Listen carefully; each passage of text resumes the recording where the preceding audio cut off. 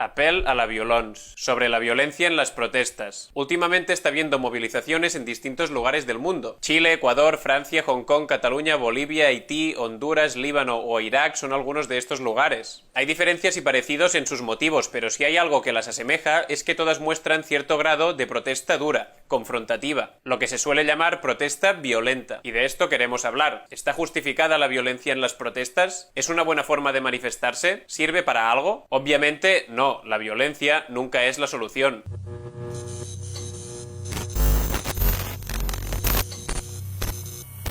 La violencia nunca es la solución, o eso nos quieren vender siempre desde los grandes periódicos, radios y televisiones. Cuando aparece la violencia en una protesta, léase por violencia barricadas, contenedores quemando, objetos arrojados a la policía, etc., la condena es inmediata y unánime. Nos dicen que no sirve para nada, que se pierde la razón y que así no se va a ningún lado. Violencia mal. Así de simple es el mensaje, así de general y así de dogmático. Que se lo digan a las sufragistas radicales británicas, las suffragettes, que con sus acciones directas, como romper a pedradas las ventanas de las propiedades de los parlamentarios que les negaban el voto o incendiando casas vacías, consiguieron que su reclamo del voto femenino llegara a mucha más gente en la sociedad británica. Las acciones de las suffragettes fueron una parte muy importante en la lucha por el voto femenino en el Reino Unido. O que se lo digan a los estudiantes y obreros chilenos que en 1949, ante la subida de 20 centavos del transporte público, una chaucha, empezaron a protestar volcando buses, levantando barricadas y derribando postes eléctricos. Tras 2 días de disturbios, el gobierno se vio obligado a revocar la subida. O que se lo digan a los huelguistas de la Canadenca de Barcelona que paralizaron la ciudad en una huelga general que duró 44 días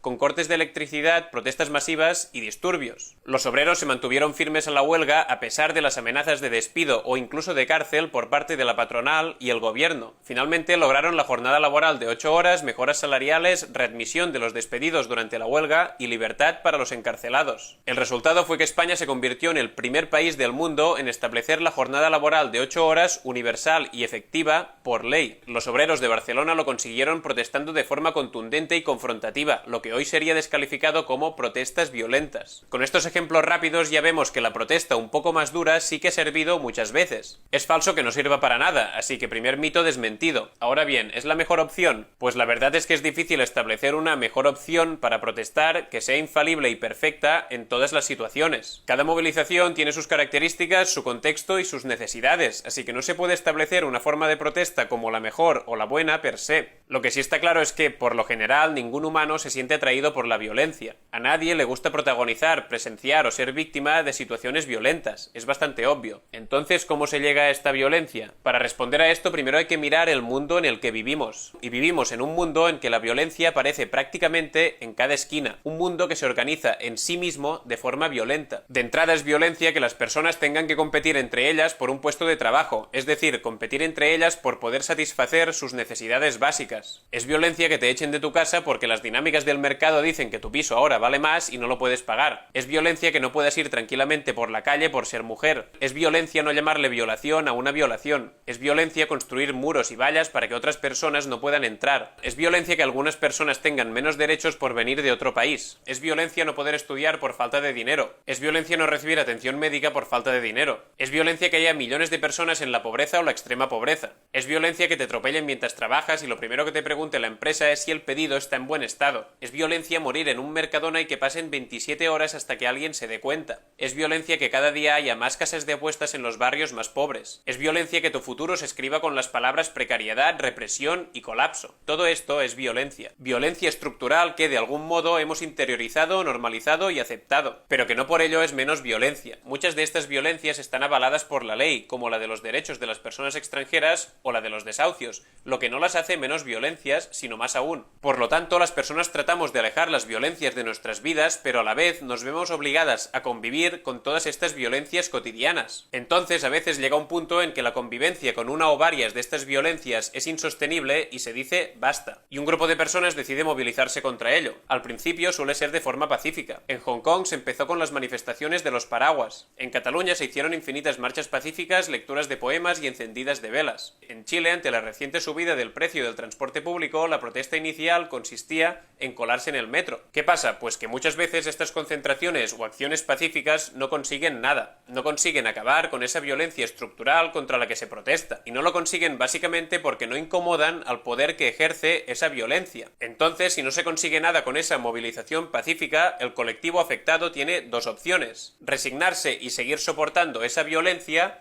o escalar un peldaño la protesta. Si se opta por la segunda, se suele entrar entonces en el terreno de la desobediencia civil o resistencia pacífica. Es una forma de protesta un poco más confrontativa que la primera y también más efectiva. Consiste en identificar puntos clave que realmente afecten al normal funcionamiento de la ciudad o del país y bloquearlos. Cortar vías de tren, carreteras, paralizar puertos, aeropuertos o centrales eléctricas. No es activamente violento, pero sí afecta y mucho al gobierno o poder en cuestión. Estas acciones de protesta, si se sostienen durante suficientes días, pueden ser muy efectivas. ¿Pero qué suele pasar en estos casos? Pues que precisamente por su efectividad real, al poder que ejerce la violencia, esto no le gusta. Así que envía a sus cuerpos represores, la policía, a disolver la concentración. Y lo conseguirá, porque al ser poder, tiene tres cosas. Uno, el monopolio de la fuerza. Cuerpos represivos mucho más armados y equipados que la sociedad civil. Dos, su protección jurídica. Están blindados por la ley. Ellos pueden pegar a un manifestante y no les pasa nada. Un manifestante les pega a ellos y va a la cárcel. Y tres, impunidad policial. Los abusos de la policía quedarán impunes la gran mayoría de las veces, más aún si de ello depende la supervivencia del poder en cuestión. Entonces es muy probable que la policía logre disolver la concentración, ya que está en clarísima ventaja. Llegados a este punto, los manifestantes pueden, de nuevo, hacer dos cosas. O bien asumir que solo pueden protestar hasta el punto y en la forma en que se lo permite el propio poder contra el que se manifiestan, o bien negarse a asumir eso y resistir. Resistir significa defender la posición, negarse a que te echen, levantar barricadas, encenderlas si hace falta para protegerse y taparse la cara. Es decir, llega un punto muy claramente en el que si te niegas a asumir que no puedes manifestarte de la forma que crees efectiva, tienes que optar por la resistencia.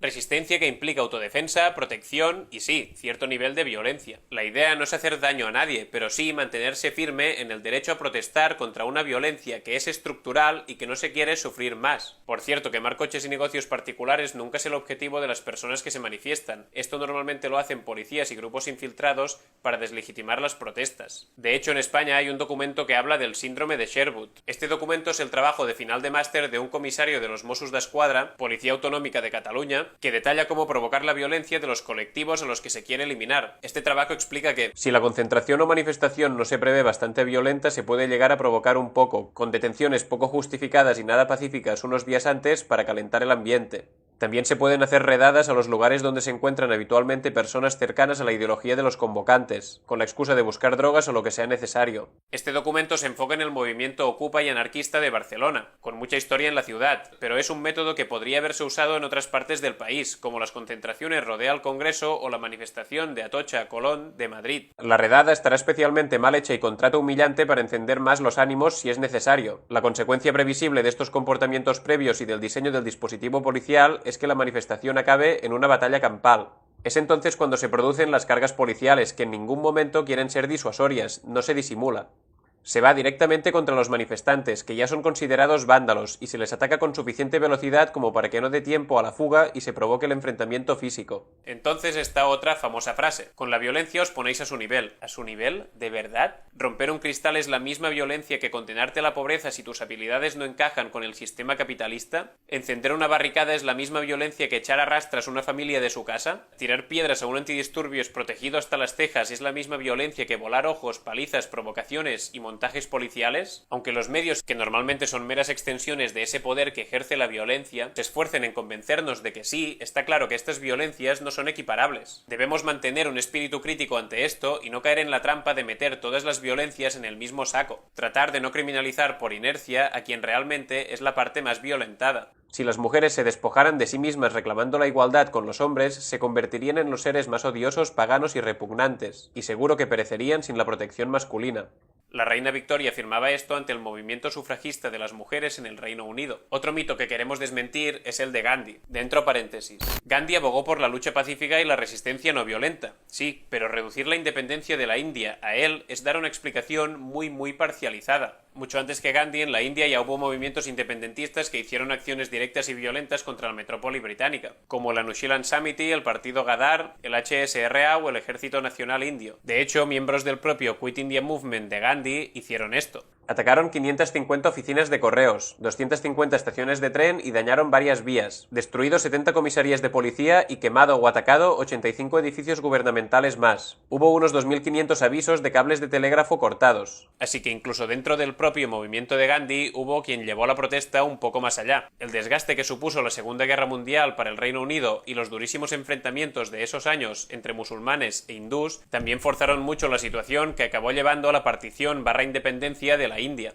Resumiendo, Gandhi pacifista, sí. Independencia de la India solo gracias a Gandhi pacifista, no. Y por último, es importante recordar que quien condena la violencia en las protestas siempre lo hace desde una situación de privilegio. El privilegio de que esa opresión, esa violencia, no me afecta a mí directamente. Afirmaciones como es demasiado, así se pierde la razón, no es la forma, hay que manifestarse ordenadamente o la forma de arreglarlo es votando son muestra de que estas personas no se ven directamente afectadas por la situación por la que se protesta. No les urge, su presente y su futuro no dependen de que se consiga una solución aquí y ahora, por lo que se pueden permitir el lujo de protestar sí, pero así no. Esto es claro privilegio de clase. Por eso decimos que en la criminalización de las protestas duras siempre hay algo de clasismo. Nos han condenado a una vida completamente atravesada por la violencia. Y cuando la violencia es sistémica, la resistencia, la autodefensa y los cuidados son la única opción. Para la lucha que nos espera, recordamos a Sata Shakur.